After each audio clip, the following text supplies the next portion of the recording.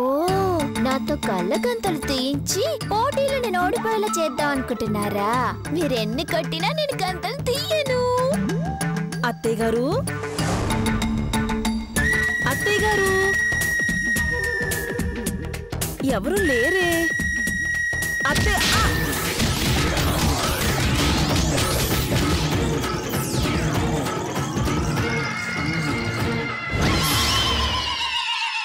ఎవరు ఎవరు నన్ను కొట్టారు?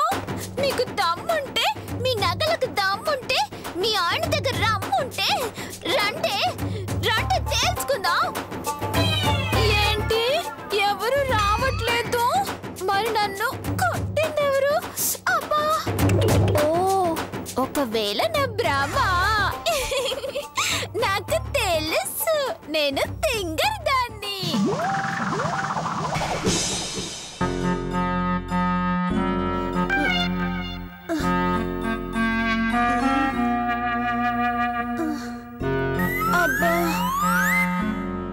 ఎవరో కొట్టారు, దొంగ మొహాలు. అమ్మో!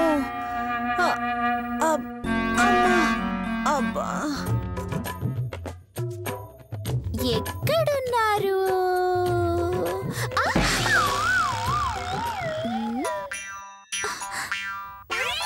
ఏంటిది?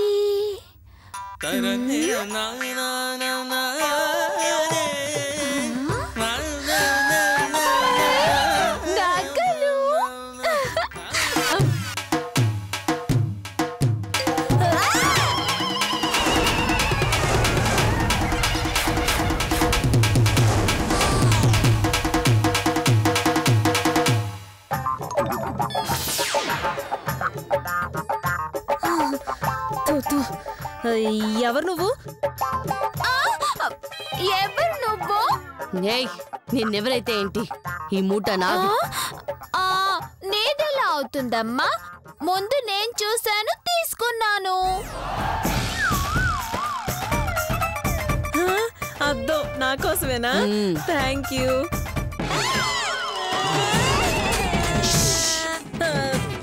మొహమే కాదు, కాసేపట్లో నీ ఒళ్ళంతా ఇలాగే అయిపోతుంది. బాధపడకు, ఈ వ్యాధికి పసరమందు నా దగ్గరుంది. ఆ మూటలో నాకు వాటా ఉంది. సర్లే, ఈ 4 మూటలు నీకే ఇస్తాను. నిజమా? కాకపోతే నేనడిగే ప్రశ్నలకి టకటక సమాధానం చెప్తేనే ఇస్తాను. అంతేనా? నగలిస్తానంటే ప్రశ్నలేంటి?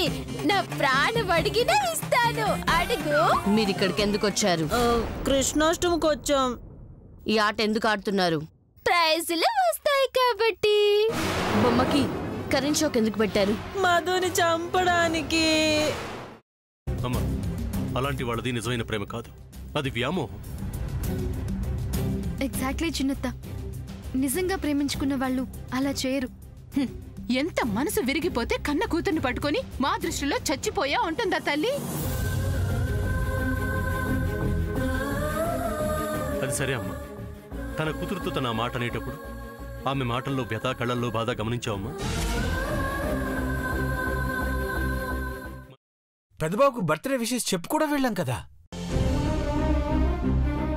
ఊరికే ఎలా కాలిపోతుంది? మంట పెడితేనో పడితేనో తగలబడుతుంది.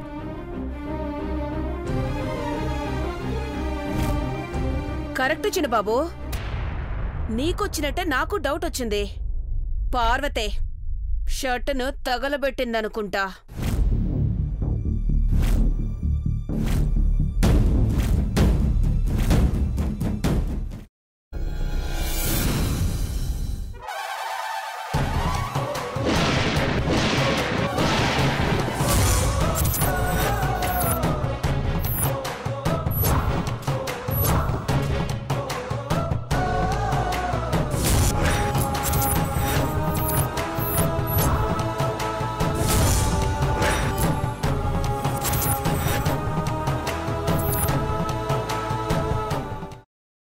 తర్వాత పొట్టు తీసేసి చాప్ చేసి పక్కన పెట్టుకోవాలి.